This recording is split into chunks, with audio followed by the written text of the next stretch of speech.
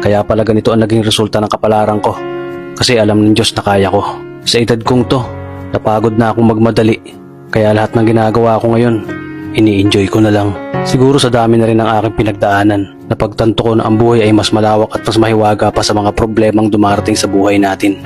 Tumatanda na tayo, baka sa kakahabol natin sa masagana at maayos na buhay, ay hindi na natin na-enjoy ang buhay. Baka nabubuhay na lang tayo dahil nape-pressure tayo sa sasabihin ng ibang tao. Marami na rin akong mga naging maling desisyon sa buhay, pero lahat yun nagsilbing aral sa akin at natuto ako sa mga pagkakamali ko. May mga taong sobra nating mamahalin at bibigyan ng halaga, pero ibabalik lang sa atin ay kabiguan at matinding trauma.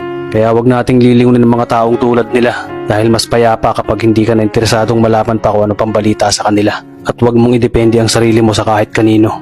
Tandaan mo, kahit sarili mong anino, iiwan ka din nito kapag madilim na ang paligid mo. Kailangan natin matutunan na huwag ikumpara ang sarili natin sa iba.